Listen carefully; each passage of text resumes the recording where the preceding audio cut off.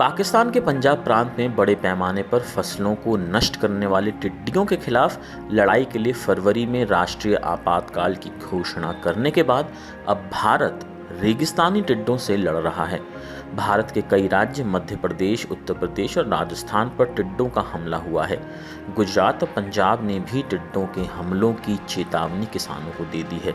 Iran और पाकिस्तान के बलूचिस्तान में रहने और परिपक्व होने वाले टिड्डे अब राजस्थान पहुंच चुके हैं। राजस्थान में 16 जिले प्रभावित हुए, यूपी में 17 और मध्य प्रदेश में 27 सालों में सबसे बुरा हमला दर्ज किया गया है। ये झुंड राजस्थान हरियाणा सीमा के होते हुए दिल्ली में पहुंच सकता है।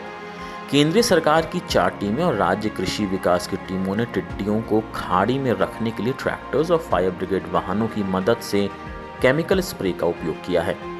ये टिड्डियों के हमले का भारत में दूसरा दौर है। इससे पहले दिसंबर-फरवरी की अवधि में कीटों को मारने के लिए ऑर्गेनिक फॉरेस्ट का छिड़काव करने के लिए टीमों को तैनात किया गया था। वैज्ञानिकों ने अरब सागर प्रायद्वीप में एक रेतीले क्षेत्र में मार करने वाले हिंद महासागर में कई चक्रवातों के लिए दूसरे दौर को जिम्मेदार ठहराया है, जिसने टिड्डियों के लिए प्रजनन की स्थिति पैदा की है। टिड्डियों का हमला भारत में आमतौर पर नवंबर तक रहता है, लेकिन इस साल झुंड फरवरी तक रुके, जो वैज्ञानिकों का मानना है कि जलवायु संकट के कारण हुआ है।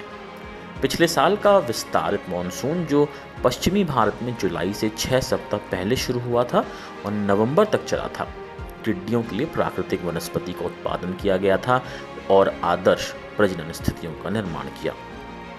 तो नजर डालते हैं कि टिड्डियां आखिर होती क्या हैं। रेगिस्तानी टिड्डे छोटे सींग वाले घास फूस की 12 प्रजातियों में से एक है। टिड्डियों के झुंड एक दिन में 130 किलोमीटर तक की यात्रा कर सकते हैं और प्रत्येक टिड्डे लगभग 2 ग्राम ताज़ा वनस्पति का सेवन कर सकते हैं, यानी अपने वजन के बराबर। एक विशिष्ट टिड्डी झुंड 1 वर्ग किलोमीटर से कम कई 100 वर्ग किलोमीटर तक भिन्न हो सकता है। इस पर भी एक नज़र डालते हैं कि टिड्डियों के हमलों के आर्थिक परिणाम क्या होंगे। टिड्डियां खड़ी फसलों को नष्ट कर सकती हैं और कृषि आपूर्ति श्रृंखला में लोगों की आजीविका को नष्ट कर सकती हैं। टिड्डियों के हमले खाद्य सुरक्षा के लिए खतरा पैदा कर सकते हैं। खाद्य और कृषि संगठनों ने चेतावनी दी है। एएफओ के मुताबिक 1 स्क्वायर किलोमीटर के टिड्डियों का झुंड लगभग 40 मिलियन टिड्डियों के साथ एक दिन में 35,000 लोगों को उतना ही खाना दे सकता है। ये मानते हुए प्रत्येक व्यक्ति प्रतिदिन 2.3 किलो भोजन खाता है। विशेषज्ञों ने चेतावनी दी है कि अगर मौजूदा टिड्डों के झुंड को नियंत्रित नहीं किया जाता है तो मध्य प्रदेश में करीब 8 करोड़ रुपए की खड़ी मूंग फसल बर्बाद हो जाएगी।